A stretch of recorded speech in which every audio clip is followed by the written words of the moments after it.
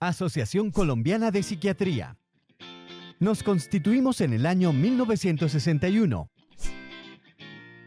en el marco del primer Congreso Nacional, que tuvo lugar en la Facultad de Medicina de la Universidad de Antioquia, en Medellín, Colombia. En 1997 pasamos a llamarnos Asociación Colombiana de Psiquiatría, ACP. Somos una entidad sin ánimo de lucro ubicada en Bogotá, Colombia, cuyo objetivo principal es asociar a los psiquiatras colombianos y especialidades afines a la salud mental, así como los interesados internacionales. Para cumplir con nuestro objetivo, trabajamos en 3 pilares específicos: científico, gremial y social. En lo científico, estimulamos el estudio, la enseñanza, la difusión y la investigación de las ciencias y disciplinas relacionadas con la salud mental. En la actividad gremial, buscamos el bienestar de todos los asociados, defendiendo sus intereses. Velamos por el correcto ejercicio de la profesión, buscando que se brinde a los pacientes una atención respetuosa y un servicio ético, digno y competente. En lo social, estamos presentes de manera participativa, activa y permanente en temas relacionados con la salud mental, la atención y el cuidado de los pacientes en Colombia. Nuestra misión es contribuir con el desarrollo de la psiquiatría. Por eso se estimula su estudio, enseñanza, difusión e investigación para favorecer el ejercicio competente de los profesionales de la especialidad. Nuestra visión hacia el futuro es mantener el reconocimiento nacional e internacional que hemos ganado gracias a los aportes científicos, sociales y gremiales, así como las contribuciones a la salud mental del país. Nuestra asociación es administrada por la Asamblea General, la Junta Directiva, el presidente, el vicepresidente y un revisor fiscal. Tenemos representación en toda Colombia. Para mayor eficacia, hemos segmentado el territorio en 5 regionales. Somos una entidad de puertas abiertas, al servicio de los miembros y de la comunidad. Contribuimos con el desarrollo académico y científico de profesionales a través de la Revista Colombiana de Psiquiatría, el Congreso Colombiano de Psiquiatría, el Congreso Nacional de Residentes, webinars y otras actividades complementarias. Pretendemos que el conocimiento se traduzca en una mejor atención e intervención para los pacientes. En la ACP, trabajamos por un mejor país.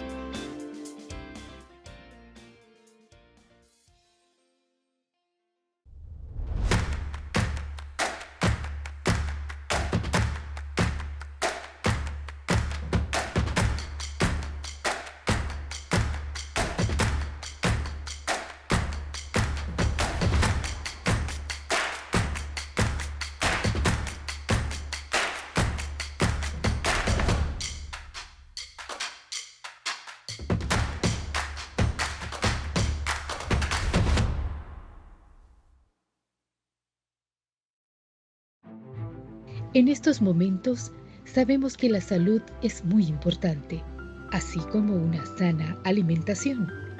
La agricultura es la ciencia que todos conocen, pero pocos saben de su importancia. Nos ha mantenido unidos y vivos desde la antigüedad. Es un bien irreemplazable y hoy lo sabemos. Cuando comes, nunca piensas quién cultivó el tomate o la lechuga que comes. No piensas quién ha hecho posible que comas esos productos frescos. Y es por ello que debemos estar agradecidos con los agricultores, con los agrónomos, con todos ellos y muchos más. El alimento es el combustible de la vida. No te detengas, avanza, apoya la agricultura, que es el pilar de la humanidad.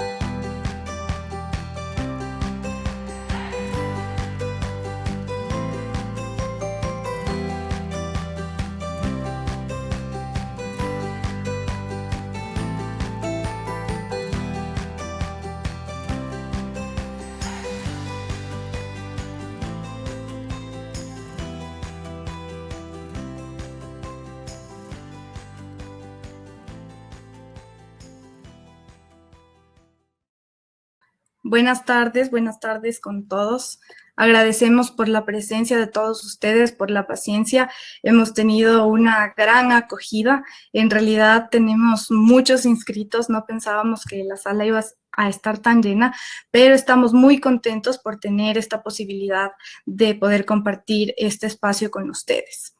Desde Quito, Ecuador, les habla Valeria Cadena. Bienvenidas y bienvenidos a la conferencia virtual Salud Mental en Tiempo de Pandemia, en el ámbito educativo. Para Del Cole la U resulta gratificante haber organizado este evento con el apoyo del Ministerio de Educación de Ecuador. Damos gracias a la ministra Montserrat Kremer y a la magíster Laura Salvador, directora nacional de Educación para la Democracia y el Buen Vivir, por permitir extender la invitación a las autoridades y profesionales de los DECES de las instituciones educativas a nivel nacional. Agradecemos a la Asociación Colombiana de Psiquiatría por abrir las fronteras con el aporte profesional, en este caso su representante, el doctor Mauricio de la Espriella Perdomo. Agradecemos a nuestros auspiciantes, la Escuela Agrícola Panamericana Zamorano y a la Pontificia Universidad Católica del Ecuador, PUCE, entidades educativas superiores prestigiosas a nivel nacional e internacional. Del Cole a la U tiene trayectoria de 15 años, ha realizado 59 ferias educativas en 8 ciudades del país. Son 710,000 estudiantes asistentes y beneficiados en nuestros eventos educativos. También ha realizado seminarios, congresos y conferencias a profesionales de los DECES. En esta ocasión, pues, innovamos nuestros eventos de manera virtual y empezamos con un tema tan importante y oportuno en el ámbito educativo: salud mental en tiempo de pandemia. El doctor Mauricio de la Espriella nos acompañará en la conferencia. Bueno, voy a dar una breve introducción al doctor Mauricio de la Espriella. Él es médico y cirujano egresado de la Universidad Surcolombiana. Especialista en psiquiatría de la Pontificia Universidad Javeriana, realizó su formación como psiquiatra en importantes centros hospitalarios de salud mental de Colombia. Especialista en demencias y neuropsicología de la Universidad de Barcelona, magíster en Administración de la Salud de la Universidad Mariana. Se desempeñó como director científico del Hospital Mental Nuestra Señora del Perpetuo Socorro de la ciudad de Pasto. Ha sido docente de medicina de la Pontificia Universidad Javeriana de Bogotá y Cooperativa de Colombia Campus Pasto. Es miembro activo de la Asociación Colombiana de Psiquiatría, Asociación Colombiana de Psiquiatría Biológica y Fellow Internacional de American Psychiatric Association. Autor y coautor de documentos de interés científico en el área de la salud mental y neurociencias publicados en revistas especializadas y en capítulos de libros relacionados con su profesión. Damos inicio a la conferencia. Bienvenido, doctor de la Espriella. Miles de profesionales se encuentran en línea en este momento ante el interés de escucharlo. Le doy paso al doctor de la Espriella. Hola, buenas tardes, ¿cómo están? Gracias por la invitación. Para mí es un gusto estar con ustedes, la invitación por parte del Cole a la U y del Ministerio de Educación del Ecuador, y por la invitación que hacen a través de la Asociación Colombiana de Psiquiatría. Para nosotros es un gusto compartir con ustedes lo que estamos viviendo todos en este momento, toda Latinoamérica, todo el mundo, en esta situación que es la pandemia. Entonces, vamos a empezar a hablar un poco sobre esta situación. Ya la ingeniera dio un poco la introducción. Mi nombre es Mauricio de la Espriella. Y la idea es empezar a hablar un poco sobre aspectos. ¿Cuál va a ser la dinámica de la charla del día de hoy? Es hablar un poco alrededor de diferentes aspectos relacionados con la salud mental de adultos, de adolescentes y de niños, haciendo énfasis en cada uno de los aspectos, teniendo en cuenta un poco los participantes que ya sobrepasan los 2.000 en este momento. Son docentes, son rectores, son orientadores vocacionales, son psicólogos en los colegios, y entonces vamos a tratar de abarcar de alguna manera estos aspectos de cómo vivir la pandemia en estos momentos, cuál es el rol que debemos tener nosotros como adultos, cómo como padres y cómo como docentes en el manejo de los niños, adultos y adolescentes en este caso. Entonces es importante entender que es una pandemia, ¿sí? Para hablar un poco sobre que una pandemia es una enfermedad infecciosa que ataca a los seres humanos y que de alguna manera amplía el territorio geográfico, afectando no solamente a un grupo, sino a una región, país y muchos países. De esa manera, digamos, se denomina pandemia, donde muchos de los países, en este momento prácticamente más de 180 países están involucrados frente a esta pandemia denominada COVID-19, que en principio se denominó el coronavirus, que es producto de un agente viral. Entonces, ¿por qué este virus no tiene cuarentena? Es por su capacidad de contagio y su capacidad de propagarse rápidamente a través de lo que normalmente hacemos todos los días, el contacto con las personas, en las manos, en los objetos y todo lo demás, y además el riesgo también de enfermarse y morir por esta condición. Entonces, de ahí la importancia de esta cuarentena, de este aislamiento preventivo, y que es fundamental, de alguna manera, mantener como medida preventiva el control de la pandemia. Muchas veces al principio, cuando nos tocó, porque a final del año veíamos como muy lejano este tipo de situaciones en la China, y ya desde febrero ya está en nuestro continente. El sujeto puede afrontar las tensiones normales de la vida y puede trabajar en forma productiva y fructífera y es capaz de hacer una contribución a su comunidad. En este momento, si vemos ese concepto de la Organización Mundial de la Salud, muchas de estas cosas se están viendo afectadas. ¿Sí? Probablemente no podemos afrontar las tensiones normales de la vida porque esta condición es totalmente no esperada, azarosa, inesperada y que de alguna forma está afectando nuestro funcionamiento. No podemos trabajar en forma productiva la gran mayoría de personas porque tenemos que estar en aislamiento preventivo. Y probablemente no somos fructíferos o productivos en ese sentido y probablemente no estemos haciendo una mayor contribución a la comunidad como debe ser. Entonces miren cómo desde el concepto mismo de salud mental ya la pandemia nos está afectando. ¿Cómo nos estaría afectando entonces en ese sentido? Hay muchos factores que inciden notablemente en la salud mental. Uno de ellos es que primero crea una angustia significativa en la población. Y esta angustia significativa tiene que ver con la incertidumbre. ¿Qué va a pasar? ¿Qué va a suceder? Y esa incertidumbre involucra mi bienestar y el bienestar de mis seres queridos, de mi familia, de mi comunidad y todo lo demás.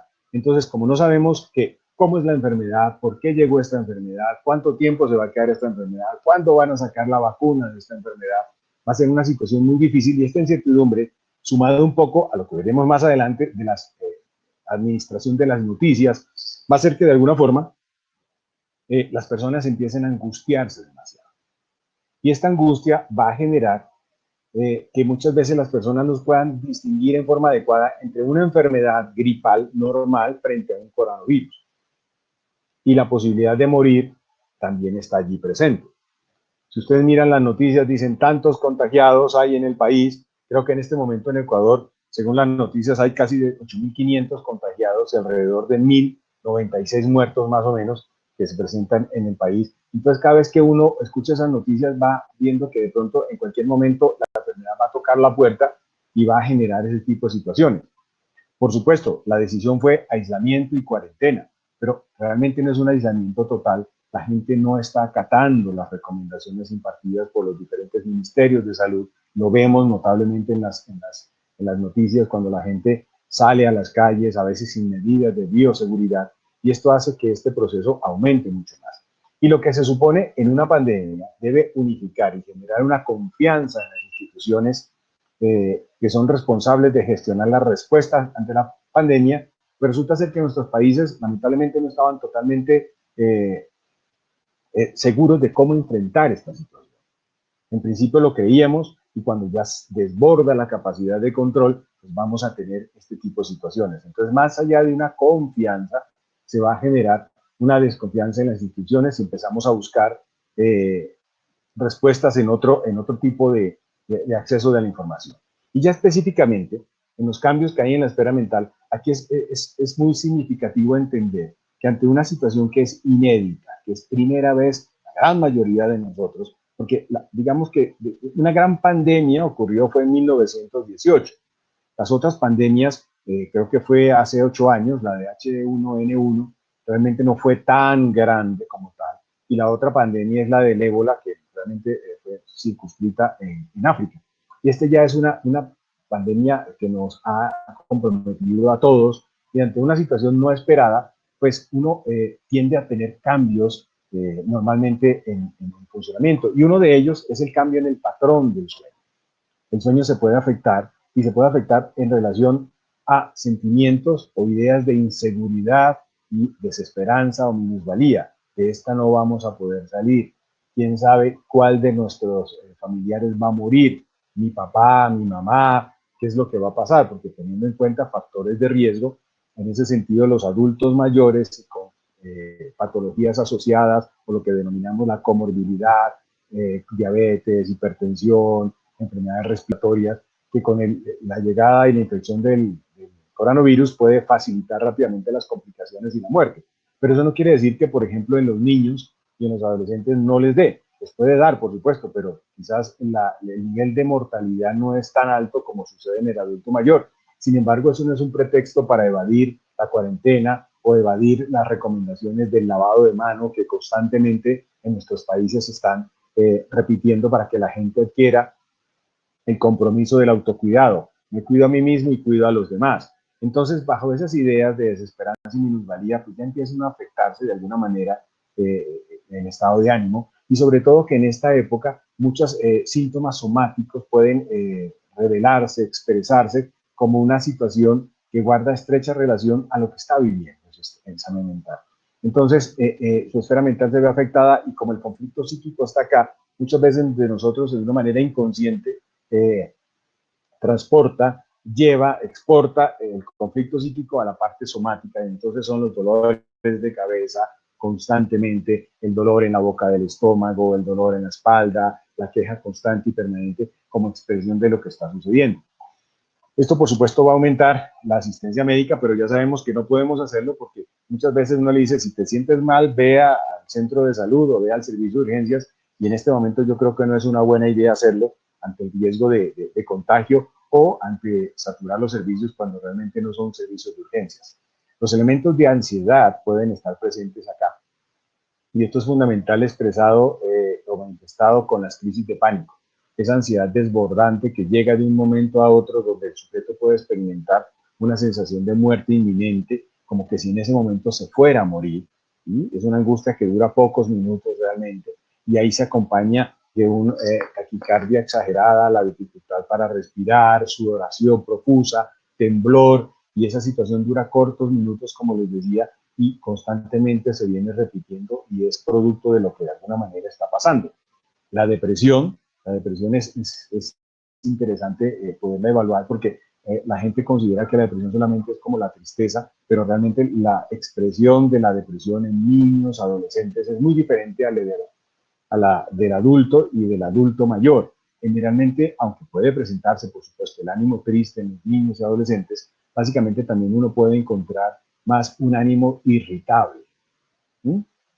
Es constantemente la irritabilidad que puede manifestarse en los niños frente a este tipo de situaciones y donde muchas veces en los adultos es la inhibición motora, es decir, la falta de movimiento, de cansancio, de inhibición, de estar quieto. En los niños y adolescentes es la inquietud motora, que puede ser el equivalente representativo como elemento depresivo, es la conducta motora. Igual sucede con los adultos mayores. A veces el ánimo triste no lo puede ver uno, pero se nota que el abuelito o la abuelita se ha venido tornando mucho más irritable ante cualquier cosa, explota ante cualquier situación, puede afectarlo notablemente. La ansiedad generalizada, que es la preocupación básicamente por muchas cosas, incluso de lo cotidiano, de lo pequeño, y donde genera ideas de preocupación constante, donde la persona no puede estar quitándolos de su cabeza porque afecta allí. Y en otros aspectos de pandemia, en el aislamiento, pues las personas pueden mantener o incrementar notablemente el abuso de sustancias como lo que es el alcohol, el cigarrillo, la marihuana y sobre todo el café. Entonces, bajo esas circunstancias, en una pandemia, muchas de las personas pueden experimentar este tipo de situaciones. Ahora bien, la idea no es medicalizar o patologizar este tipo de expresiones, porque lo tenemos que ver de una manera tal de que este tipo de manifestaciones son normales. Normales en la medida de que la situación que está ocurriendo es anormal. Nunca esperábamos empezar el 2020 con estas características. Recuerden ustedes, el fin de año, todo el mundo, el 2020 es mi año, este año sí lo voy a hacer. Y miren, esto ha cambiado, totalmente ha cambiado, ¿sí?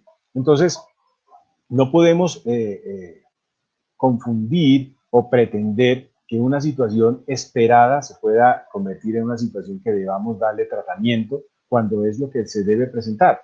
La angustia, la preocupación, el insomnio, claro, eso se presenta. Ahora, ¿cuándo se convierte en algo que hay que ponerle atención? ¿Sí? Tanto en niños, adolescentes y en adultos. Cuando el tiempo que uno espera que exista una resolución del problema se prolonga en el tiempo. ¿Sí? Entonces, por así decirlo, una reacción de estrés agudo, que es una situación muy puntual como lo que está pasando, uno esperaría que si el entorno va mejorando, si hay medidas de seguridad, si todo va muy bien, pues uno terminaría diciendo que al cabo de un mes las cosas ya uno diría, ok, bueno, esto es una pandemia, tenemos que aislarnos, tenemos que cuidarnos y yo espero que esto pueda pasar. Y listo. Dentro de ese mes, la persona elaboró ese factor estresor y funcionó en la medida de sus capacidades. Pero si va más de un mes, y ya vamos 2, 3, 4 meses con esa situación, pues ya estamos hablando de un compromiso ya más de corte psicopatológico que requiere una ayuda. Por otro lado, si esa situación genera un sufrimiento interior intenso con un compromiso funcional importante, es decir, que ya la persona, aunque esté en su casa, ya no es capaz de hacer las cosas que normalmente hacía porque de alguna manera está totalmente bloqueado por la situación, pues entonces ya estamos hablando de una persona que necesita un acompañamiento, una valoración y sobre todo si hay complicaciones asociadas como el mayor consumo de sustancias, conducta suicida o riesgo suicida o ideas de muerte en una situación que estamos viviendo en este momento. Entonces, para aclarar un poco la situación, es entender que, en principio, las reacciones son normales frente a una situación que es anormal. Ahora, ¿cuándo medirlo? Si propasa el tiempo esperado, si hay un sufrimiento intenso, si hay complicaciones asociadas o si hay una afectación significativa en el funcionamiento de la persona. Allí es cuando necesitamos, digamos, buscar ayuda. Entonces, ¿qué es lo que recomienda, por ejemplo, la Organización Panamericana de la Salud, la Organización Mundial de la Salud? ¿Qué hacer en caso de pandemia? Pues definitivamente es fundamental mantenerse con una fuente oficial y confiable que nos permita tener la certeza de que eso es lo que está pasando. Obtener fuentes de información que no son confiables es generar mucho más la incertidumbre, es caminar, digamos, constantemente en un pantano, nos vamos hundiendo y no vamos avanzando porque cada vez van a salir informaciones que de alguna manera no va a ayudarnos a tener ese contacto con la realidad que debemos tener, ¿sí? Debemos, por supuesto, limitar la exposición a medios de noticias falsas. Las redes sociales son fundamentales en ese sentido y eso es importante poder limitarlo. Corregir información equivocada. Si estamos en familia, si cierto familiar escuchó que tal cosa, por ejemplo, hoy un paciente me decía, doctor, es que me dijeron que los pacientes que tienen tratamiento por psiquiatría tienen más riesgo de tener coronavirus. Y digo, por Dios, ¿dónde escuchó usted eso? No, es que una vecina me dijo. Entonces es importante entender porque a veces las personas bajo esa angustia le da un peso importante sobre lo que digan los demás. Ese poder sugestionable que tiene por la ansiedad y su preocupación hace que cualquier cosa que pueda llegar a sus oídos se convierta en una realidad absoluta. Entonces por eso es importante corregir en familia cualquier tipo de información que pueda estar equivocada. Es importante aplicar y compartir la información básica que el Ministerio de Salud de cada país, en este caso en Ecuador, imparta a la población para reducir la propagación de la enfermedad. Los pasos básicos del lavado de manos, ¿sí? Que es fundamental, el uso de tapabocas para ciertos tipos de personas, no todos, en un momento dado empezamos utilizando tapabocas, hoy en día ya cuando salgamos tenemos que usar tapabocas porque el riesgo ha aumentado mucho más, ¿sí? Y sobre todo, lo que recomiendan es anticiparse y manejar las reacciones de estrés, de ansiedad que pueda tener. ¿Y cómo hacerlo? Si usted está confinado en su casa, trate de mantener rutinas que le permitan seguir funcionando de tal manera que no note ese cambio tan brusco y tan radical. Si usted es una persona que trabajaba desde las 7 de la mañana y se levantaba a las 5 de la mañana a hacer sus cosas, pues procure de alguna manera también hacer las cosas desde las 5 de la mañana levantándose, y a las 7, si tiene que hacer teletrabajo, como muchos lo que estamos haciendo, pues siéntese en su escritorio o en su comedor con su computador, pero hágalo después de haberse bañado, después de haberse arreglado y todo lo demás. Es como mantener esa rutina. Es importante también participar en actividades agradables en familia. Este es el mejor momento para conocernos. La gente muchas veces dice, es que en las vacaciones es donde nos reunimos toda la familia y vamos. Bueno, en vacaciones cada uno está en un cuento diferente, pero en la pandemia estamos todos en la misma casa y es el momento ideal para mejorar los canales de comunicación, conocer mejor los comportamientos de las personas, ¿sí? Porque es que estamos 24 horas allí. Enfocarse, por supuesto, en los aspectos positivos del nuevo estilo de vida y de las situaciones que realmente no puede controlar. ¿Qué es esto? Miren, de alguna manera muchas personas han tenido que cortar sus estudios. Hablo de los adolescentes, hablo de los niños y hablo de los adultos jóvenes que están en las universidades. Y, por ejemplo, aquí en Colombia han tenido que o quedarse en sus sitios, los estudiantes universitarios donde estudian, o regresar a sus casas y tener que tener educación remota, que es una forma también de mantenerse en la rutina que estamos hablando. Y sin embargo, muchos terminan diciendo, esto no es educación, esto no me sirve para nada, no es lo mismo que estar sentado y tener al profesor al frente, yo no sé si voy a estudiar o no. A veces uno termina peleando frente a estos cambios de estilo de vida y lo que uno recomienda es, no pelee. ¿Cómo va a hacer que el coronavirus se vaya de este mundo? Usted no lo puede hacer, ni los que estamos aquí lo podemos hacer. Es una realidad que vivimos y tenemos que adaptarnos y tenemos que conectarnos a nuestra realidad y, por así decirlo, tratemos de disfrutar esta situación. Estamos en compañía, estamos juntos y tenemos que salir adelante. Y las cosas que no podemos controlar, que no están en nuestras manos, es simplemente aceptarlo.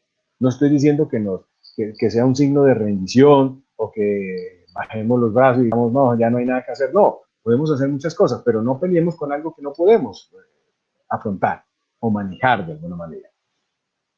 Es fundamental, y de aquí en adelante lo voy a reforzar, es el mantenimiento de las relaciones interpersonales. Yo sé que de pronto vamos a estar en familia, a veces pocos, a veces muchos dentro de una misma casa, y no solamente necesitamos comunicarnos con ellos, sino también con la gente de afuera. Es fundamental mantener ese vínculo de apoyos y amigos. Claro, no lo podemos hacer en persona, pero sí lo podemos hacer a través de las nuevas tecnologías, ¿sí? De todo, el teléfono, el Facebook, Skype, cualquiera de esas metodologías nos puede ayudar para seguir. Crea grupos donde puedan hablar de lo que está sucediendo. Otro aspecto fundamental es la actividad física. Si no lo hacía, piense y considere hacerlo. ¿De acuerdo? Es fundamental. Se recomienda normalmente para mantener una salud mental adecuada entre 20 y 40 minutos 2 o 3 veces a la semana. Ustedes me van a decir, es que no tengo dónde ir, mi apartamento es pequeño, mi casa es pequeña. Sí, de acuerdo, pero eso no es excusa para que pueda tener usted una rutina de actividad física que le permita mantenerse activo. Hoy en día también con las redes sociales pueden buscar ustedes un entrenador personal que les ayude a realizar algún tipo de actividad. Créanme que eso es fundamental y lo mantiene uno activo y la salud mental se lo va a agradecer. Por supuesto, también se recomienda utilizar técnicas de reducción de estrés. El yoga, mindfulness, meditación, que también a través de las redes sociales puede ayudar a que esto pueda mejorar en ese sentido. Bueno, entonces aquí pasamos en el rol de padres con niños y adolescentes en cuarentena. ¿Qué debemos hacer? ¿Sí? Lo que recomiendan hoy en día es tratar de garantizar las medidas o las necesidades básicas del niño. Muchos de nuestros niños, y me imagino que en Ecuador también, recibían ellos su desayuno y su almuerzo en los colegios. Y a partir de la declaración de cuarentena y de aislamiento preventivo, ya no están yendo al colegio. Entonces ya no tienen su desayuno ya no tiene su almuerzo, ¿sí? Y entonces esto está de alguna manera afectando esa calidad de vida que deben de tener. Algunas instituciones en nuestro país están tratando de llevar esos alimentos a los hogares de los niños para dar y mantener de alguna manera la estabilidad alimentaria para los niños. Pero es fundamental en aquellos que no reciben apoyo del gobierno, por así decirlo, y de todos, mantener una alimentación equilibrada y saludable. Fundamental es mantener el buen hábito de sueño en los niños y adolescentes, ¿sí? Que a veces es un poco difícil de manejar. ¿Por qué? Porque como no tenían o no tienen aspectos relacionados con un cronograma de actividades, entonces ellos podían quedarse con su celular o con su computador largas horas en la noche, acostarse muy tarde, levantarse muy tarde, ¿sí? Y de esa manera pues no funcionan las cosas. Como le digo, la idea es mantener las rutinas y dentro de esas rutinas está el patrón de sueño, un buen patrón de sueño que varía de acuerdo, por supuesto, a las edades que podamos tener, pero generalmente estamos hablando de un promedio entre 6 a 8 horas con un patrón de sueño adecuado. Los hábitos de higiene deben ser permanentes y constantes, ¿sí? Debemos procurar de que nuestros hijos o los chicos se bañen, se cuiden, se arreglen bien, se mantengan. Vamos a hablar un poco de pronto la experiencia que se está teniendo en la teleeducación. Entonces muchos de ellos no se recomienda que atiendan desde temprana mañana las clases con pijama, todavía no. Por eso yo les digo, es importante que en familia puedan estructurar ese cronograma de actividades que le permita de alguna manera establecer que se va a levantar como normalmente lo hacía todos los días antes de ir al colegio, se va a bañar, se va a vestir y se va a poner bien y se va a arreglar para atender la clase, así sea en el computador, pero lo vamos a hacer, ¿sí? Entonces, eso es importante. Igual, la hora del recreo, los horarios de comida, todo eso debe hacerse de alguna manera. Si tenemos niños, con algún tipo de patología, pues es importante garantizar la toma de medicamentos para que no haya ningún tipo de descompensación o crisis de cualquier tipo de patología que podamos tener, ¿sí? También se recomienda, en el nivel de los padres, mantener y facilitar que los niños y adolescentes participen en las actividades del cuidado de la casa, ¿sí? Tender su cama, arreglar su cuarto, barrer, trapear, aprender a cocinar, secar, lavar platos, etcétera, etcétera, etcétera. No como una situación de castigo que debe verse así, no, sino como una forma de contribución familiar frente a lo que está sucediendo allí. Como padres, es fundamental mantener una actitud positiva frente a la incertidumbre en que estamos viviendo. Nosotros somos los referentes de ellos frente a lo que está sucediendo. Si nosotros nos tornamos muy ansiosos, muy angustiados frente a esa situación, eso se lo vamos a transmitir a nuestros hijos, la inseguridad frente a la situación. Si somos un padre que, aunque estemos preocupados, ¿sí?, expresamos una actitud positiva, pues muy probablemente esa actitud se verá reflejada también en los niños y en los adolescentes frente al futuro, frente a lo que viene. Es importante que, teniendo a los niños en casa, es tener paciencia y tolerancia en la dinámica de los niños. A veces, una de las recomendaciones es adecue la casa para la presencia de los niños.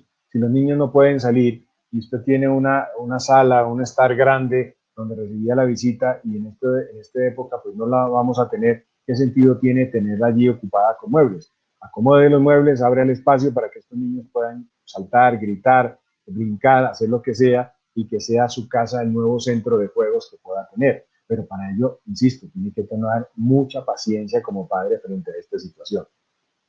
Otra cosa que es fundamental es que en los roles de la teleeducación, los padres tienen que ayudar y se involucran en forma significativa en las actividades que puedan tener los niños allí. No en el sentido de que se tornen como un segundo docente en la casa, porque por supuesto muchos de los padres van a tener teletrabajo y van a estar ocupados o tendrán que trabajar porque están en actividades de producción necesarias para la sociedad, pero de alguna manera también acompañe en los procesos académicos a los niños.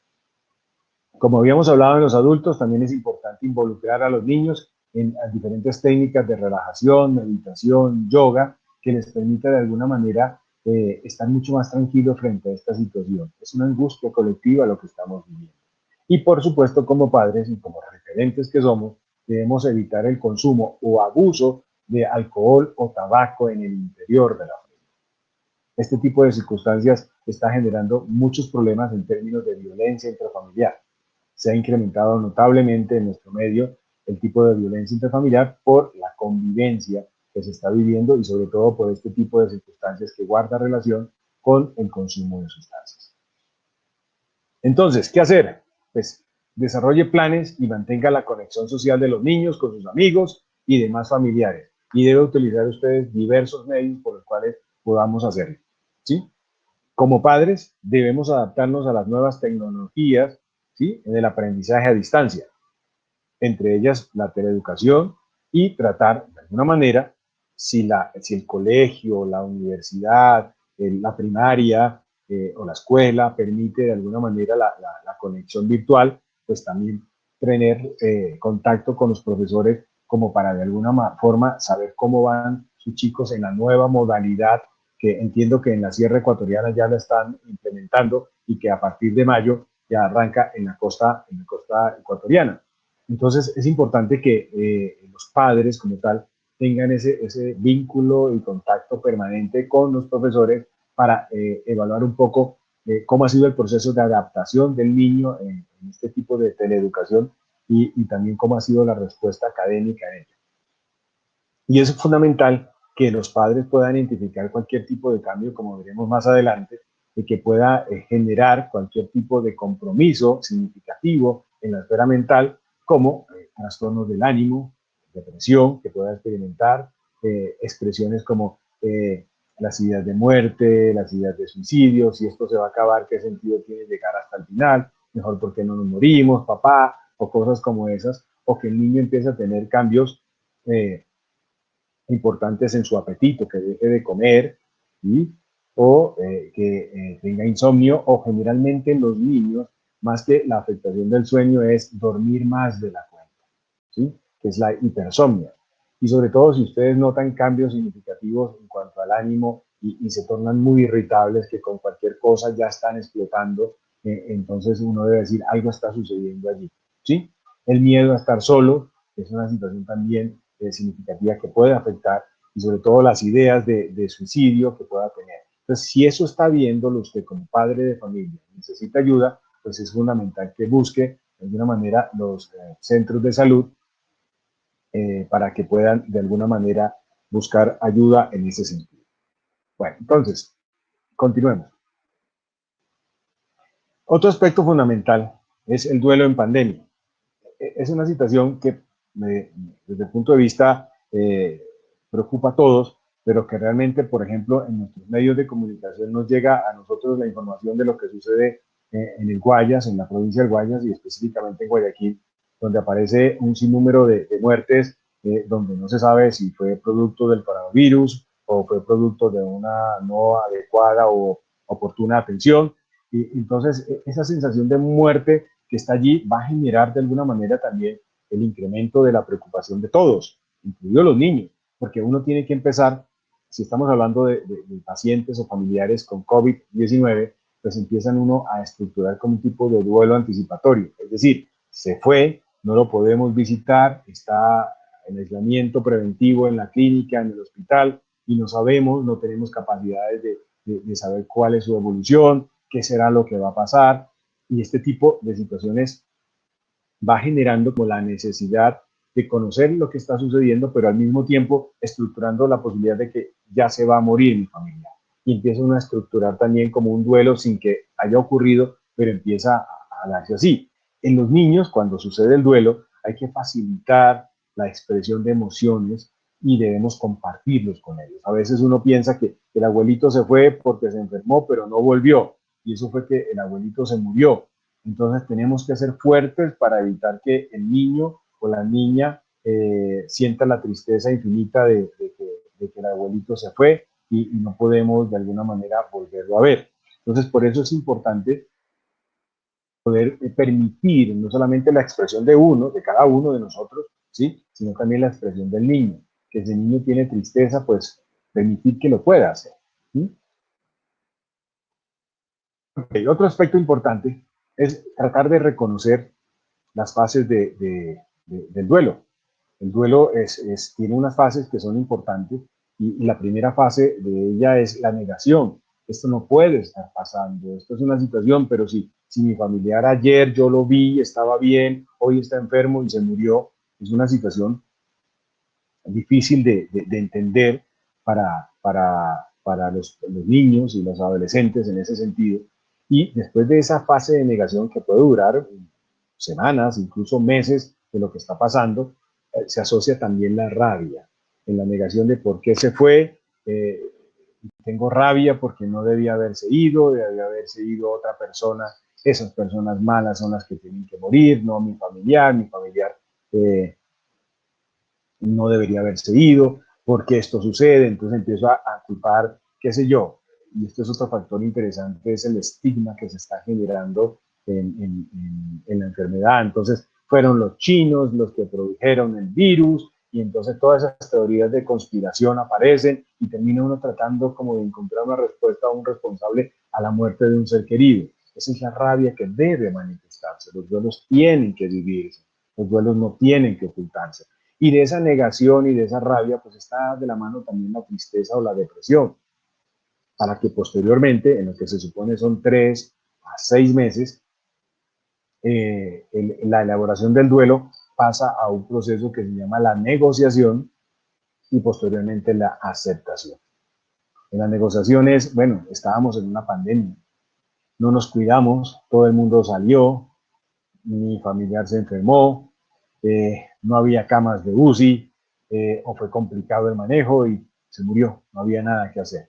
No puedo hacer nada y ya empiezo yo a negociar la no asistencia o la no presencia de mi ser querido para al final elaborar el duelo y aceptarlo y seguir la vida como debe ser. ¿Sí? Entonces, por eso es importante en los niños entender que no todos digamos, los niños en el desarrollo de su edad tienen el concepto de muerte y también nosotros como adultos tenemos otro tipo de concepto de muerte.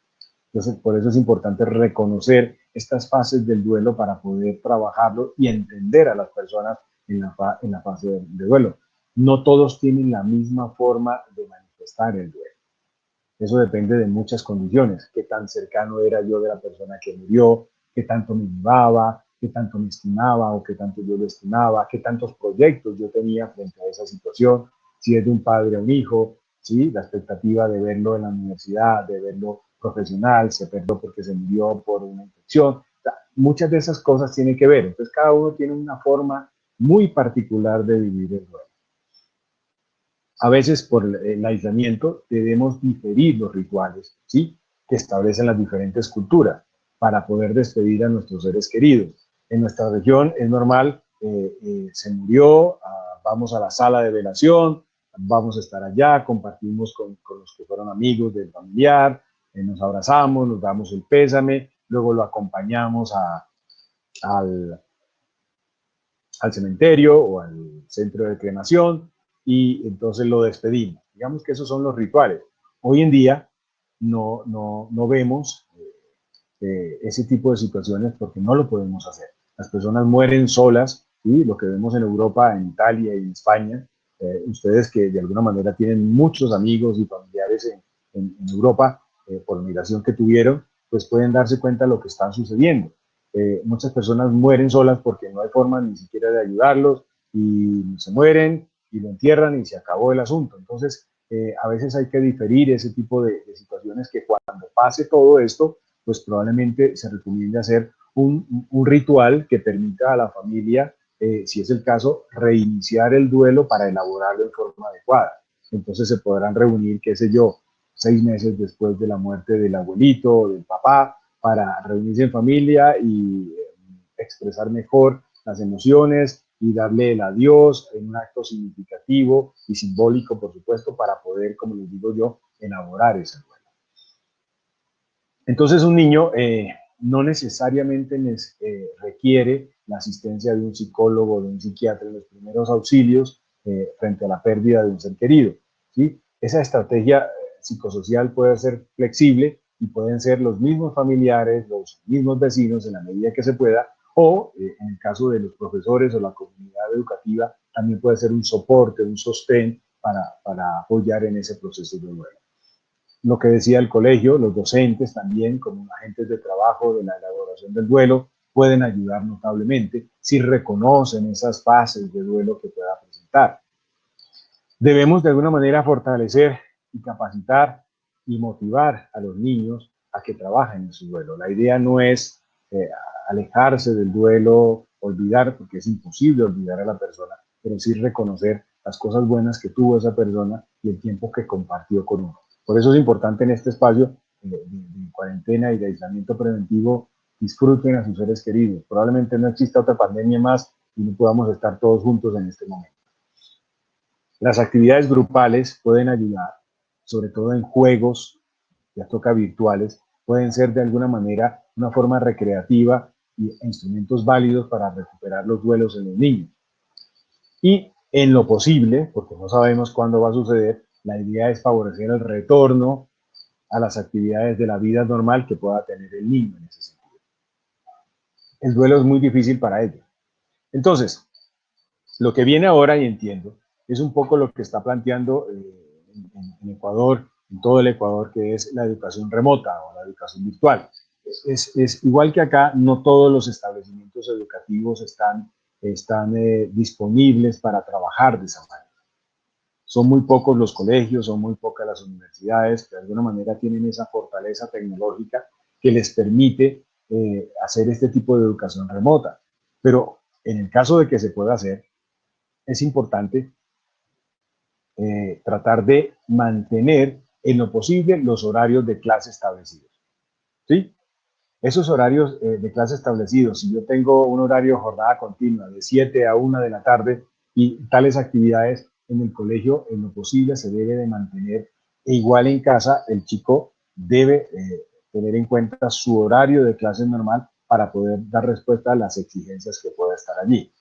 Probablemente algunos de los profesores se preocupen, teman o se asusten a enfrentarse a las plataformas de comunicación, a las nuevas tecnologías de la comunicación. Pero créanme, traten de despertar esa creatividad que puedan tener y pierdan el miedo al uso de las nuevas tecnologías. De hecho, y les aseguro, son los chicos quienes les van a apoyar en este proceso de comunicación y ustedes van a aprender también cosas nuevas en ese sentido. También es fundamental que no solamente se pueda utilizar de acuerdo a la institución el tipo de plataforma única y específica, por así decirlo, de cada una de las instituciones. También en esa creatividad trate de establecer otro tipo de plataformas, Zoom, Skype, para que puedan tener ustedes reuniones donde se puedan plantear, digamos, otro tipo de foros diferentes a lo que tiene que ver con lo académico. Y en esos foros o esas reuniones, ustedes podrán decir, bueno, chicos, ¿cómo están? ¿Cómo les ha ido? ¿Cómo van las cosas en su casa? ¿Cómo están sus padres? ¿Cómo están sus hermanos? ¿Qué tal ha sido esa dinámica? Porque es fundamental, considero yo, ustedes, además de los padres, son las personas que más tiempo permanecen con los niños y adolescentes y son los que conocen en detalle, muchas veces más que los mismos padres, cada uno de los comportamientos. Y si ustedes en esos foros pueden de alguna manera reconocer cómo están funcionando en casa, pues de alguna forma van a establecer la red de apoyo familiar si está muy buena o por el contrario están evidenciando, no, mi papá se lo pasa tomando alcohol, no está haciendo nada, está aburrido, le pega a mi mamá, no sé qué. Entonces ustedes rápidamente están observando en esos foros que están, como les digo, diferentes a lo académico, porque nos enfocamos en lo académico y olvidamos un poco el entorno del niño, poder entender qué es lo que está pasando. Procure como maestro ser flexible, ¿sí?, y paciente en cada una de las actividades. Esto es fundamental porque no podemos funcionar de la misma manera como si estuviéramos en clases, ¿no? En las aulas no podemos hacerlo, ¿sí? Tenemos que ser flexibles, tener mucha paciencia, quizás dependerá de las instituciones el llamado a lista o sea creativo también en la manera de facilitar la participación de ellos a través de las nuevas tecnologías, porque puede ser posible que ustedes digan, bueno chicos, mañana empezamos a las 7 de la mañana tal clase. Y por supuesto, se conectan a las 7 de la mañana, pero el estudiante está con el computador al lado y está dormido en su cama, pero está conectado, pero no está relacionado con lo que se supone debe estar. Entonces trate de motivar a cada uno y tratar de hacer preguntas aleatorias como para decir, miércoles, si yo no estoy despierto, el profesor me va a acorchar con la pregunta que me pueda dar, ¿sí? Esto es importante.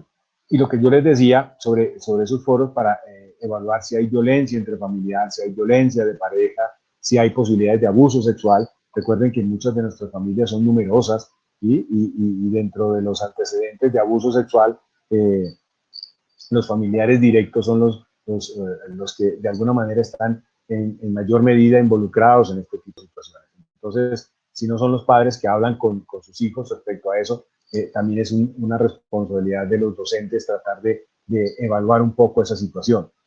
El consumo de sustancias también ya lo dijimos. Y nuevamente recalco lo que es la importancia de la actividad física.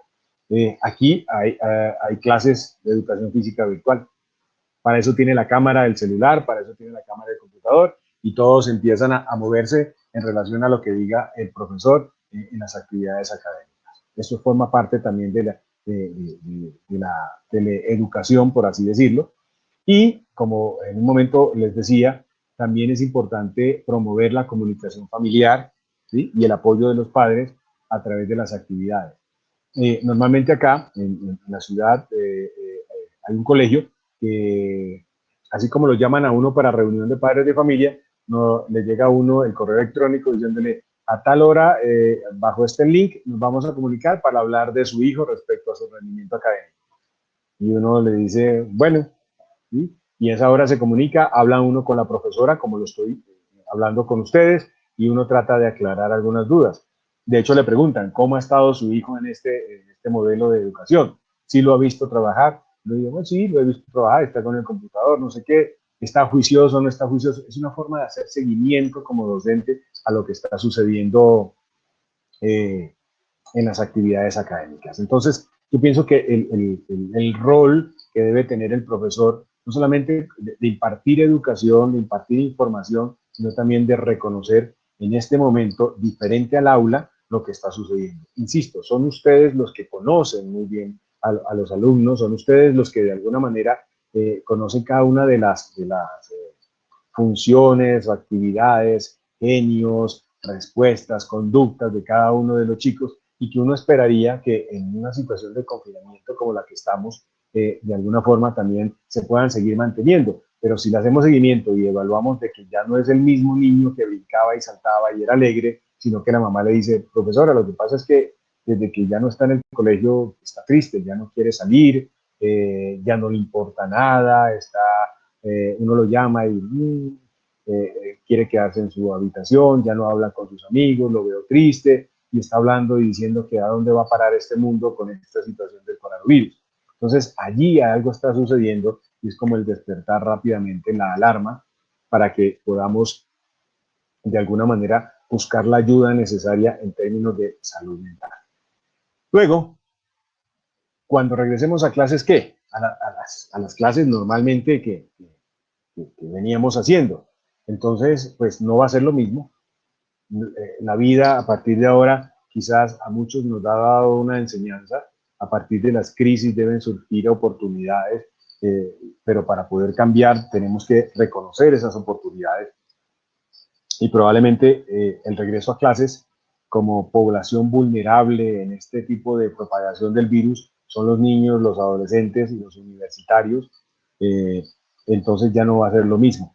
Y probablemente las recomendaciones cuando regresemos a clase debemos de alguna manera tenerlas muy al tanto y poderlas practicar en términos por ejemplo, el distanciamiento social, ¿sí? Y las manifestaciones de afecto que existen entre los mismos niños. Entonces, si vamos a hablar de los niños pequeños, los de jardín, los de primaria, pues son niños que muchas veces su manifestación de las emociones es abrazándose, tocándose, profe, no sé qué, profe, ni sé cuándo, y entre ellos mismos, ¿sí? Entonces, de alguna forma, hay que ser muy precavidos en manejar este tipo de situaciones. en cuanto a que no debemos estigmatizar o satanizar el tocarnos, sino es mantener como esa distancia que están recomendando ahora, ¿sí? Me imagino yo que cuando sea el momento de regresar a clases y si la pandemia aún no ha tenido un control adecuado, probablemente los escritorios o pupitres quedarán a una distancia muy grande, tendrán que tener medidas de bioseguridad y tener claro que no pueden estar tocándose los niños pequeñitos, y eso para ellos va a ser muy difícil porque es inherente esa manera de funcionar de ellos. Entonces no podemos evitar que eso pueda ocurrir, pero sí tratar de una manera tal que no se convierta como si tú lo tocas eres malo, y si tú lo tocas se va a enfermar, y si tú lo tocas la enfermedad va a llegar a otro lado, y bueno, en fin, un sinnúmero de circunstancias que pienso que será un reto muy, muy interesante para que los profesores puedan de alguna manera manejar, por así decirlo, ese tipo de recomendaciones del distanciamiento social y las manifestaciones de afecto que pueda tener. Es fundamental también facilitar la expresión de emociones. Los niños muchas veces tienen miedo y hay que permitir que canalicen ese miedo con su expresión. Profe, me da miedo lo que pueda pasar. Profe, tengo rabia por lo que pasó. Profe, mire, este tipo de cosas no me gustan, ¿sí? Incluso dentro de la misma casa, a veces, o con lo que pasó ahora, se fue a internet y uno dice, ah, maldita sea, ¿por qué tuvo que irse a internet? Es una forma de manifestar la rabia, ¿sí? Y es una forma interesante. Muchos de ustedes dijeron, ¿cómo es que dicen allá? Bueno, se fue el internet, ¿no? Se fue el internet y entonces, ¿qué vamos a hacer? No sé qué, y ya perdí el tiempo, bla, bla, bla. Bueno, los chicos también va de eso. Y cuando el niño también esté en tarea, le van a decir ustedes, ¿qué te pasó cuando se fue internet? Ah, papá, es internet, no sé qué, ni sé cuándo.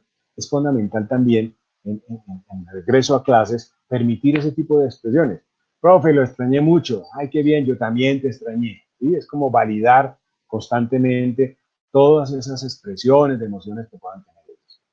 Ahora bien, cuando regresen a clases, como ya partimos del hecho de que esto no va a ser igual que antes, debemos tener en el recuerdo cada uno de los comportamientos y situaciones específicas individuales de los niños.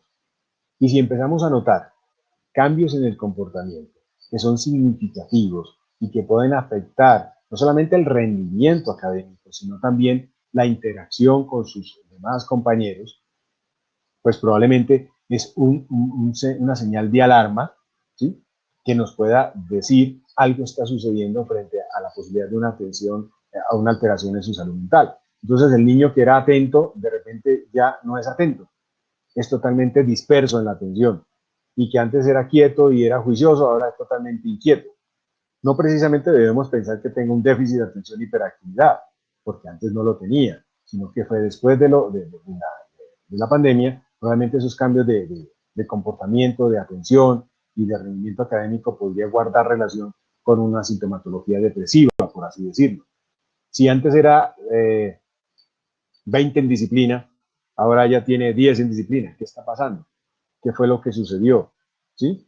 No podemos considerar que solamente el retorno a la clase fue el factor que generó esto, sino que probablemente sea la situación que tuvo que haber vivido, la convivencia en familia, el proceso de adaptación no fue el mejor para ellos, y el llegar a clases no solamente podría ser la solución, sino sería el desfogue de esa situación difícil para él. Y esa forma de funcionar puede generar irritabilidad y agresividad con sus compañeros. El niño que no era agresivo de repente empezó a ser agresivo, o el niño que se le queda dormido en clase porque no está durmiendo bien en la noche ante la preocupación porque sus padres perdieron el trabajo, porque no hay dinero en la casa, porque no hay comida en la casa, o cosas como esas. Es fundamental que ustedes puedan hacer por lo menos el reconocimiento y poder derivar a los psicólogos que puedan existir en los colegios, o derivar al centro de salud para que el apoyo por psicología trate de ampliar más en detalle qué es lo que pueda estar sucediendo con este niño. Por eso es importante a veces el apoyo en los colegios, tanto individual, pero también puede ser un tipo de terapia grupal, ¿sí? Porque en la terapia grupal también, pues, todos hemos vivido lo que estamos viviendo. O sea, cuando yo veo a los pacientes me dicen, es que esto es único en mi vida. Y yo, no, esta situación nos está tocando a todos. Así como usted está en su casa, yo estoy atendiendo en mi casa. yo estoy dando clases en mi casa. ¿Sí? Entonces, a veces uno piensa que solamente le pasa esto a uno, como si el mundo solamente fuera uno, y cuando uno se da cuenta que otros también viven el confinamiento, ¿sí? Y se dan cuenta de que lo vivieron y que ahora están empiezan a reconocer la importancia de la amistad, o el de tener compañía, o el de contarse las cosas, o el de decir, mira, amigo, me hiciste mucha falta para jugar fútbol, o qué sé yo, vóley, o lo que sea. Entonces, ese tipo de situaciones ayudan notablemente. Es fundamental cuando al regreso a clases, ustedes vuelvan también, es la retroalimentación que deben de tener con los padres. ¿Sí? Si ustedes notan que el niño es inatento, que está indisciplinado, que está agresivo, traten de preguntar en las reuniones o en el seguimiento que puedan hacer si eso ya venían ustedes afectándose dentro de la casa, si ellos también vieron lo mismo, porque entonces muchas veces los niños no son capaces de expresar con palabras, como normalmente lo decimos, y lo hacen es a través del comportamiento. El comportamiento es una forma también de manifestación de una inconformidad, de un estado de ánimo y todo lo demás. Y, por supuesto, como docentes, tratar, si lo pueden identificar y existe algún riesgo, como lo que estamos planteando de depresión, algún riesgo suicida, trastornos de ansiedad. Miren, los niños es muy frecuente en la noche las alteraciones del sueño, ya sea el insomnio o los despertares súbitos en la noche o pesadillas, que se despiertan gritando y todo eso, pues es necesario también tratar de indagar qué es lo que está sucediendo en su entorno. Y ustedes como docentes son fundamentales en ese sentido. Nos pueden orientar, los pueden llevar a buscar ayuda y yo pienso que eso nos puede aportar mucho en el manejo de la situación.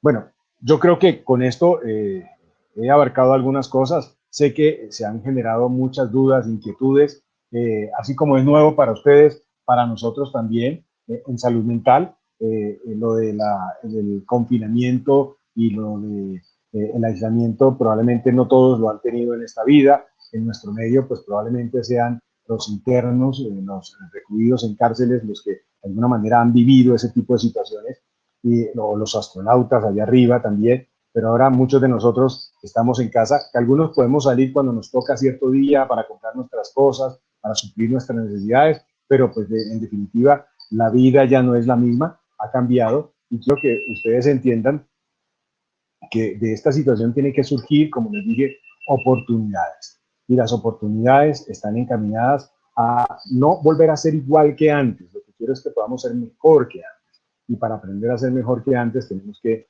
de alguna manera, elaborar esta situación. Muy bien, muchas gracias nuevamente por su paciencia. Lamento que algunos tuvieron dificultades en la conexión. Yo también la tuve, no se preocupe, eso forma parte de esta situación.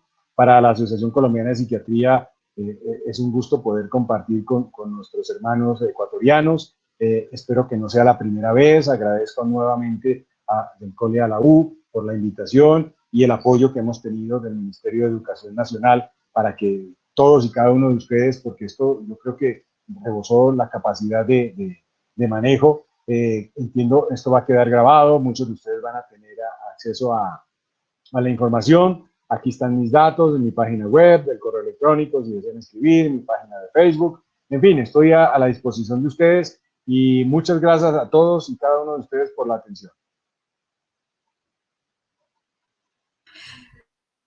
Muchas gracias, doctor de la Espriella. Vamos a continuar con el momento de preguntas. Antes de abrir esta sección, quisiera comentarles que nosotros del Cole a la U, acogiéndonos a la época de lo virtual, es el medio que actualmente nos une, y es por eso que del Cole a la U realizará la primera feria educativa virtual del país del 15 al 30 de junio del presente año, para lo cual ustedes, distinguidos profesionales, se convierten en un apoyo muy importante para la difusión y visita de sus estudiantes a nuestro portal.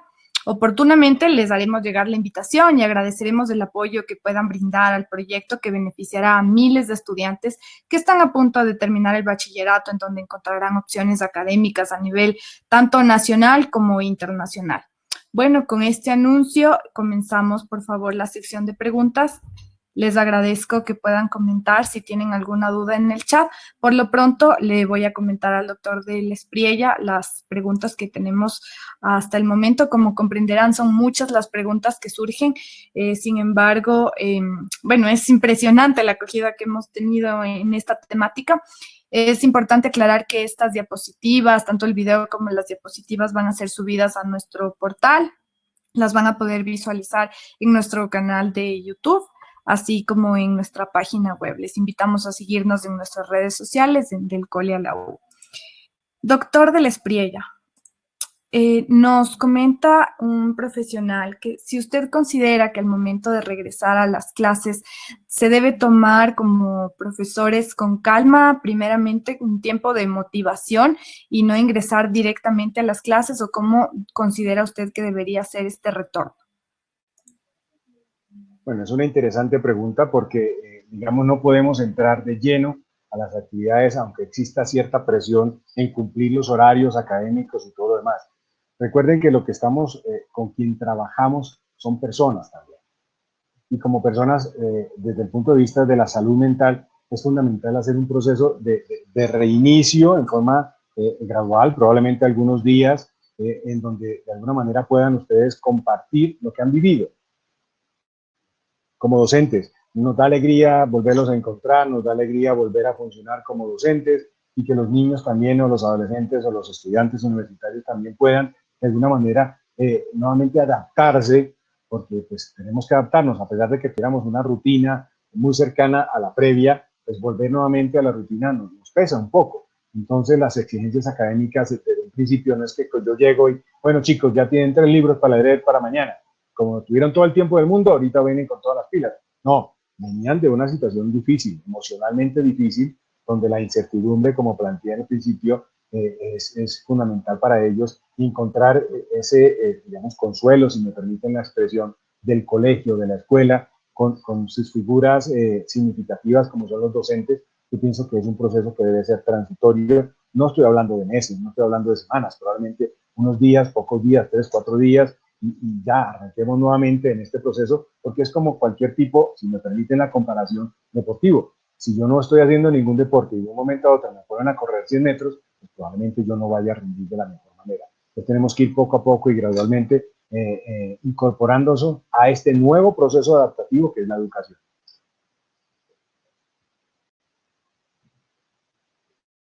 Perfecto, doctor. Tenemos otra consulta. Nos comentan, ¿qué orientaciones podemos enviar a los padres si en su caso los niños presentan síntomas depresivos? Ok, para contextualizar un poco los síntomas depresivos, ¿sí? Los pilares fundamentales de la depresión en términos generales es no solamente el ánimo triste, sino la pérdida de interés por las cosas que normalmente el niño o el adolescente hacía o disfrutaba, ¿sí? Que rápidamente son los padres los que se dan cuenta. Si antes jugaba los juegos electrónicos, me faltó decir eso, ¿no? Hay que poner límites en los juegos electrónicos. Si antes veíamos que tenía disposición constante para jugar, ahora ya no le llama la atención, y que existe una sensación de cansancio. Digamos que esos son básicamente los pilares fundamentales donde se soportan los otros síntomas de la depresión, y entre ellos está lo del sueño, que ya lo hablamos, que en el adulto generalmente es la pérdida de sueño, pero en el niño y adolescente es más que la pérdida de sueño, es dormir más de la cuenta. El apetito también, la pérdida de apetito, la baja de peso por la pérdida de apetito, y expresiones de minusvalía, de pérdida de confianza de sí mismo. Papá, yo creo que al regresar al colegio ya no voy a hacer lo mismo, yo creo que voy a perder el colegio, ay papá, no sé qué hacer. ¿Sí? Ese tipo de expresiones puede ser un significante de ideas de minusvalía, dificultades para concentrarse en lo que pueda hacer o leer o revisar, en la toma de decisiones, ¿sí? Y también puede presentarse ideas de muerte o de suicidio. Si ese tipo de condiciones son reconocidas, no solamente por los padres, sino también por los docentes, lo ideal es buscar la ayuda. Si estamos en un colegio, es buscar el apoyo psicológico que pueda brindar el colegio, o si no, ir al centro de salud, donde puedan hacer una evaluación por el equipo de salud mental, no necesariamente por psiquiatría, por supuesto, pero puede ser por psicología, y en la medida de que se pueda identificar el grado de depresión porque hay depresión leve, moderada, grave y grave con síntomas psicóticos. Depende de muchos de los síntomas. Este tipo de clasificación se podrá hacer un manejo ambulatorio con acompañamiento por psicología o, si es necesario, la valoración por psiquiatría o psiquiatría de niños y adolescentes para poder, dependiendo del sitio donde estemos, para poder hacer un mayor acompañamiento. Pero es necesario primero reconocer los síntomas y luego, si vemos que la situación afecta el funcionamiento del niño o del adolescente, es buscar la ayuda de los equipos de salud mental. Perfecto. Nos comentan, por otro lado, que la rutina de un encierro provoca ansiedad. Esto provoca un desgaste emocional generado por el confinamiento. Como docentes, ¿qué herramientas podemos otorgar a los estudiantes y cómo podemos reducir este impacto? Bueno, lo que habíamos hablado un poco de ese ritual cultural del duelo o del sepelio, del entierro y todo lo demás. Yo pienso que, por ejemplo, lo que está haciendo hoy en día la Asociación Colombiana de Psiquiatría es dar un tipo de reconocimiento simbólico a los médicos que han fallecido, que guardan relación directa en el tratamiento de los pacientes con COVID-21. De hecho, ya sacamos un listón blanco con verde como una forma de reconocer simbólicamente esas pérdidas. Creemos desde la Junta Directiva que es una forma de reconocer lo que está sucediendo y de alguna manera cuando ustedes lleguen al colegio podrán hacer de alguna forma enterarse rápidamente si alguien durante esta cuarentena familiar de los chicos murió, pues tratar de reunirse en grupo y tratar de dar ese reconocimiento, ¿sí? Validando lo que sucedió, el dolor de la pérdida, para que de alguna manera, como lo había planteado en un principio, facilitar la elaboración del duelo. No tengan temor en decir, si hacemos eso vamos a reactivar el dolor. Pues probablemente no hicieron ese ritual. Y la ausencia de no estar en el proceso del sepelio y todo lo demás, a veces es fundamental hacer ese tipo de eventos rituales como para fortalecer mucho más la pérdida. Es decir, está muerto, se fue, lo enterramos, ¿sí? Pero a veces los niños dicen, es que él se fue y nunca volvió. ¿Será que todavía está vivo? ¿Sí? Entonces muchas veces los rituales tanto familiares o escolares que puedan ustedes hacer un reconocimiento, qué sé yo, los lunes suelen tener la izada de bandera o algo así, y tratar como de dar un reconocimiento a aquellos seres queridos que se nos han ido y que de alguna manera, debido a esta pandemia, ya no están con nosotros.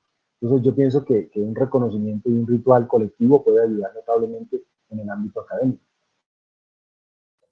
Doctor, estamos recibiendo muchas felicitaciones y agradecimientos para usted por tan importante charla. Vamos a entrar a una fase de unos videos. Agradecemos a nuestros auspiciantes antes de entrar a la segunda ronda de preguntas, mientras las personas comentan sus dudas. Por favor, vamos a revisar sus interrogaciones. Gracias a nuestros auspiciantes. En estos momentos sabemos que la salud es muy importante, así como una sana alimentación. La agricultura es la ciencia que todos conocen, pero pocos saben de su importancia. Nos ha mantenido unidos y vivos desde la antigüedad. Es un bien irreemplazable y hoy lo sabemos. Cuando comes, nunca piensas quién cultivó el tomate o la lechuga que comes. No piensas quién ha hecho posible que comas esos productos frescos.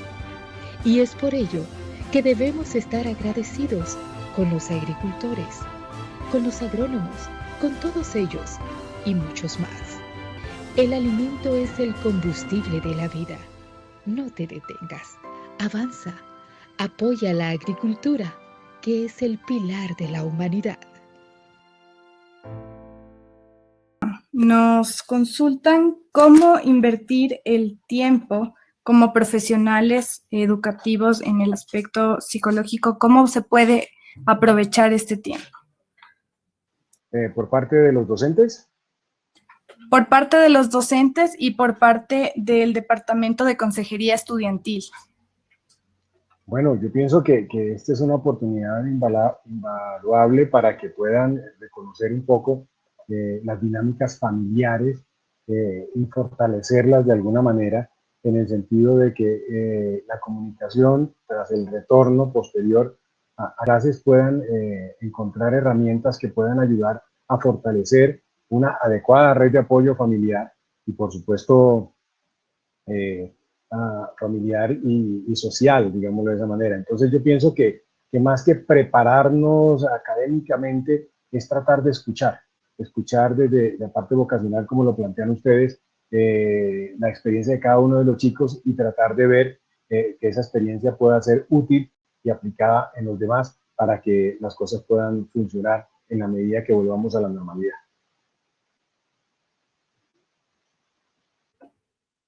Perfecto. Nos consultan el exceso de actividades que envían los docentes en este momento de confinamiento hace sentir a los estudiantes bombardeados de tareas. ¿Cuál sería una estrategia para disminuir estos sentimientos? Una de las recomendaciones que planteamos es la flexibilidad de las actividades. No podemos seguir funcionando de la misma manera como lo hacíamos en las aulas normales. Hay que entender de que el ambiente es diferente.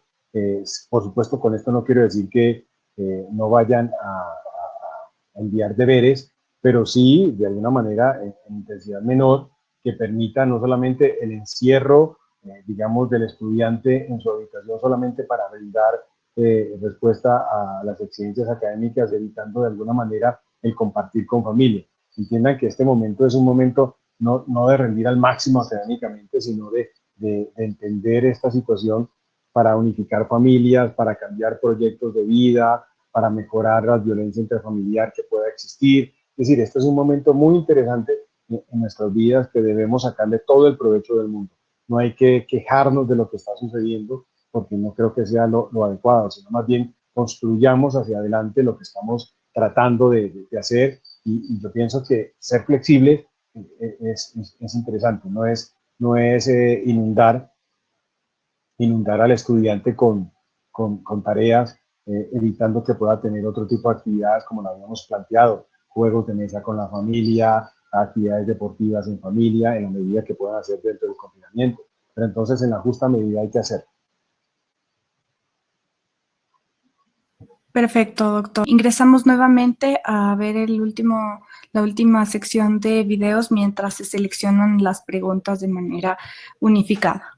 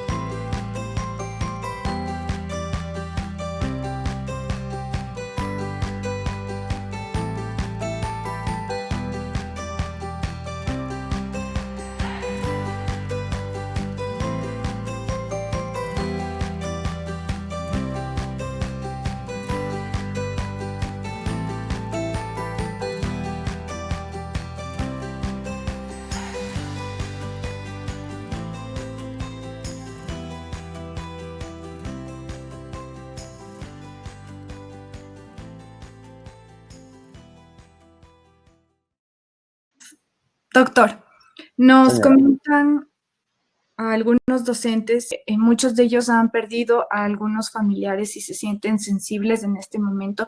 ¿Cómo pueden actuar frente a esta situación?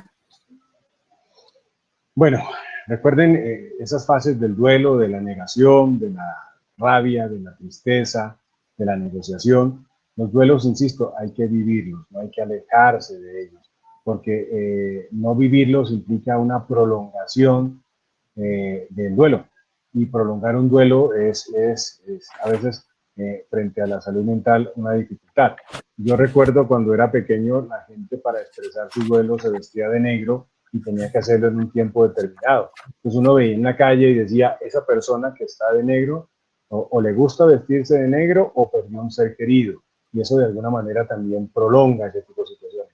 Pienso que el duelo hay que vivirlo acá y acá, por supuesto, pero entonces el sufrimiento hay que sentirlo, hay que expresarlo también, compartir esa carga, ese peso, con la familia, recordando las cosas buenas, las cosas que de alguna manera fueron significativas en la vida para el que se fue, y poder de alguna manera como descargar ese dolor en el momento de compartir en familia. No es bueno aislarse, no es bueno aislarse socialmente, y mucho menos aislarse con el consumo de alcohol, porque no es una solución adecuada. Entonces, la invitación es a comparta su dolor frente al duelo con su familia, encuentren y recuerden que cada uno de los familiares vive un duelo de manera diferente, porque los vínculos son diferentes, pero el compartir ayuda de alguna manera a sobrellevar y, por supuesto, llegar al final, que es la aceptación del duelo. Entrando a la última fase de preguntas, nos consultan como docentes, ¿cómo podemos afrontar la depresión? ¿La depresión en los docentes o la depresión en los chicos? Depresión como docentes. Nos manifiestan que ellos también se sienten afectados y de cierta manera esto repercute en sus estudiantes. ¿Cómo afrontar esta situación? Bueno, nuevamente es reconociendo los síntomas que pueda tener, ¿sí? Volviendo al tema del ánimo triste, o también la irritabilidad que pueda estar presentando, la intolerancia frente a los estudiantes. Si antes eran muy pacientes y tolerantes ante cualquier estímulo con sus estudiantes, cuando retornen a clase va a ser el disparador de esa irritabilidad, o la pérdida de interés por las cosas que normalmente hacía. Entonces deben buscar revisarse a sí mismo, preguntarse a sí mismo cómo estoy durmiendo, cómo estoy comiendo, cómo son mis pensamientos. Mis pensamientos están encaminados a fortalecer mi autoestima, o por el contrario estoy pensando de que de esto no voy a salir, me van a echar del trabajo, probablemente el rendimiento no sea mejor, considerar que la concentración puede estar afectada, o que de alguna manera la muerte es una solución para resolver lo que está viviendo. Entonces, la depresión, para entender, es una enfermedad con una característica importante, con estos síntomas que les digo a ustedes, y que afecta el funcionamiento, y que de no ser tratada a tiempo puede cronificarse. Entonces, es fundamental evitar ese tipo de cronificación de la enfermedad, evitar compromiso funcional, y a veces la gente considera que el que está deprimido es porque no tiene una voluntad o un carácter de decisión de afrontar los problemas. Eso no es así. No hay nada más terrible que alguien que padezca depresión y su misma familia o sus amigos le digan, pon de tu parte, vas a salir de esto. La persona que sufre depresión está seguro que tiene toda la intención de querer mejorar, pero no lo puede hacer, porque la depresión es una patología. Ahora, hay que entender y diferenciar un poco la tristeza de la depresión. La depresión, como una significación clínica, tiene un tiempo mínimo de 2 semanas de estar triste, con esa pérdida del interés, 2 semanas o más, digámoslo así. En cambio, la tristeza puede ser cosas muy puntuales que llegan y fácilmente al siguiente día ya retorno yo a mi funcionamiento y ya no hay ningún tipo de compromiso. Entonces, cuando uno identifica que estoy padeciendo esto, porque todos podemos padecer esta situación, ¿sí? Hay alrededor de 350 millones de personas en el mundo que padecen depresión, y se considera que la depresión hoy en día puede ocupar entre la primera y segunda causa de enfermarse la gente de depresión, o de morir por depresión, porque recuerden que la depresión está ligada también la conducta suicida, el suicidio está ligado allí. Entonces es reconocer esto como una enfermedad y buscar ayuda que pueda brindarle todos los servicios de salud, de salud mental, psiquiatría, psicología. Esto es un trabajo en conjunto que le permita retomar su ánimo, retomar su deseo de funcionar, de su concentración, de su sueño, de su apetito, de su confianza en sí mismo, de su autoestima, y volver a funcionar como lo que siempre ha deseado, ser un buen docente y compartir y disfrutar lo que está haciendo. Doctor Mauricio, le agradecemos mucho por su presentación, por transmitirnos su conocimiento. Y con este anuncio agradecemos nuevamente al Ministerio de Educación, a la Asociación Colombiana de Psiquiatría, a la Escuela Agrícola Panamericana Zamorano y a la Pontificia Universidad Católica del Ecuador, PUCE, por auspiciar la conferencia, que ha sido de mucha utilidad para la aplicación de manera individual como colectiva en el ámbito educativo. Agradecemos nuevamente, muchas gracias, doctor, gracias a todos por estar presentes, por conectarse. Les invitamos a seguirnos en nuestras redes sociales. Muchas gracias y mucho ánimo. Es el momento de estar unidos y con buena energía, positivismo. Muy amable. Gracias a todos. Gracias.